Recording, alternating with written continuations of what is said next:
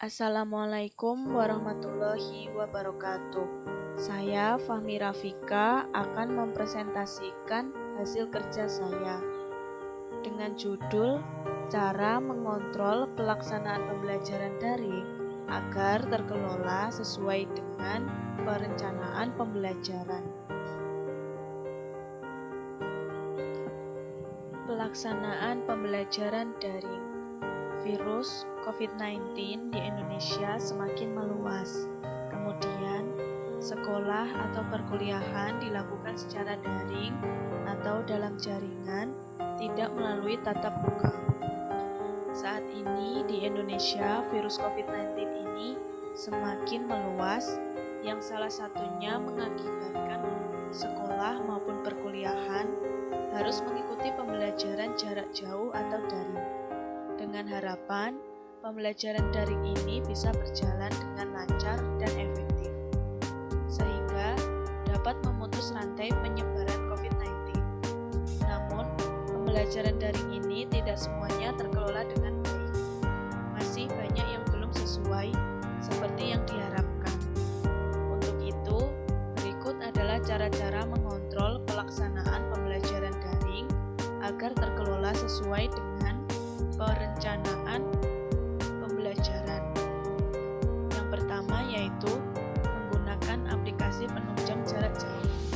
Yang kedua, memberikan model pembelajaran dan strategi kreatif dan inovatif. Yang ketiga, mengontrol pembelajaran anak. Yang keempat, memberikan motivasi. Yang kelima, memfasilitasi pembelajaran anak. Adanya pelaksanaan pembelajaran daring ini perlu adanya faktor pendukung, yaitu dari peran lembaga pendidikan dan peran dari orang tua. Peran dari lembaga pendidikan yaitu yang pertama, menggunakan aplikasi penunjang pembelajaran jarak jauh. Yang kedua, memberikan model pembelajaran dan strategi kreatif dan inovatif. Peran dari orang tua. Yang pertama yaitu mengontrol pembelajaran anak. Yang kedua, memberikan motivasi. Yang ketiga, memfasilitasi pembelajaran anak. Selanjutnya, peran dari lembaga pendidikan. Yang pertama, menggunakan aplikasi penunjang pembelajaran jarak jauh. Di era yang serba modern ini, banyak sekali fitur-fitur penunjang pembelajaran yang bisa dimanfaatkan. Kementerian Pendidikan dan Kebudayaan RI sendiri telah bekerja sama dengan 12 platform pembelajaran daring yang siap menunjang proses pembelajaran jarak jauh peserta didik di seluruh Indonesia. Tidak hanya itu, beberapa institusi pendidikan juga sudah mempunyai aplikasi e-learning khusus bagi para peserta didiknya. Aplikasi pembelajaran daring saat ini menjadi solusi efektif untuk memudahkan kegiatan belajar mengajar secara online bagi para pendidik dan peserta didik. Kehadiran platform belajar daring yang semakin mudah ditemukan tentu saja membantu peserta didik dan tenaga pendidik tetap aman belajar di rumah tanpa dibatasi tempat dan waktu. Kemudian, peran lembaga pendidikan yang kedua yaitu memberikan model dan strategi pembelajaran yang kreatif dan inovatif. Cara kerja guru dan dosen yang menarik, kemudian menggunakan media yang inovatif akan berdampak untuk pembelajaran daring agar peserta didik tidak mudah bosan.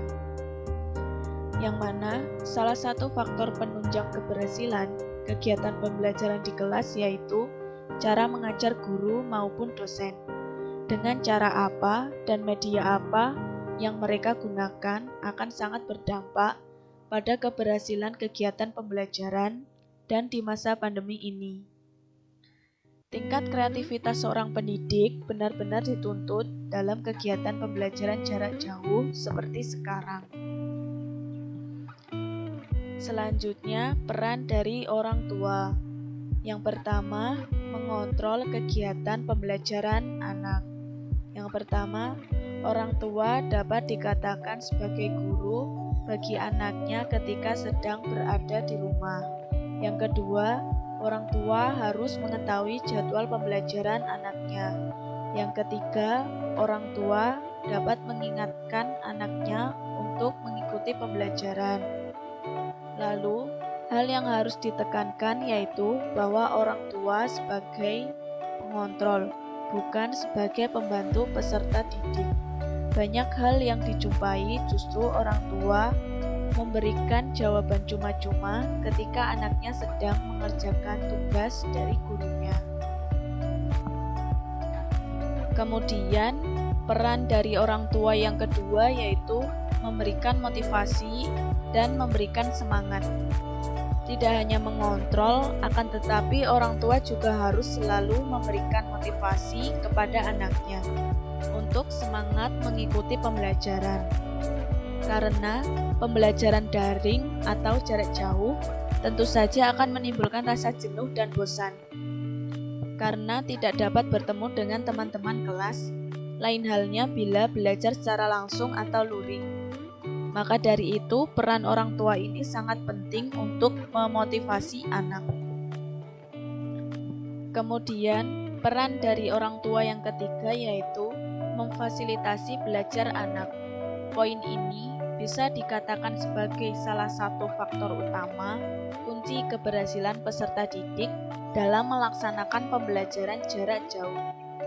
Orang tua harus memberikan fasilitas senyaman mungkin untuk anaknya dalam mengikuti pembelajaran, seperti handphone maupun laptop yang memadai, serta koneksi internet yang lancar untuk memudahkan proses pembelajaran anak, sehingga anak dapat mengikuti pembelajaran dengan semaksimal mungkin. Selanjutnya, setelah mempelajari pelaksanaan pembelajaran daring agar terkelola dengan baik dalam kondisi pandemi sekarang ini, maka kesimpulan yang dapat diambil yaitu terdapat banyak faktor yang dapat menjadikan penghambat dalam kegiatan belajar mengajar. Faktornya bisa dari peserta didik, pendidik, maupun orang tua, seperti guru maupun dosen dalam melangsungkan kegiatan belajar mengajarnya. Faktor tersebut tidak hanya dari para pendidik, tetapi juga dari orang tua dan pribadi masing-masing peserta didik. Maka dari itu, mari kita harus saling mendukung satu sama lain untuk berusaha mewujudkan pelaksanaan pembelajaran daring ini dengan baik agar terkelola sesuai dengan perencanaan pembelajaran yang seharusnya. Sekian presentasi yang dapat saya sampaikan. Semoga bermanfaat bagi kita semua. Ada kurang lebihnya saya mohon maaf. Wassalamualaikum warahmatullahi wabarakatuh.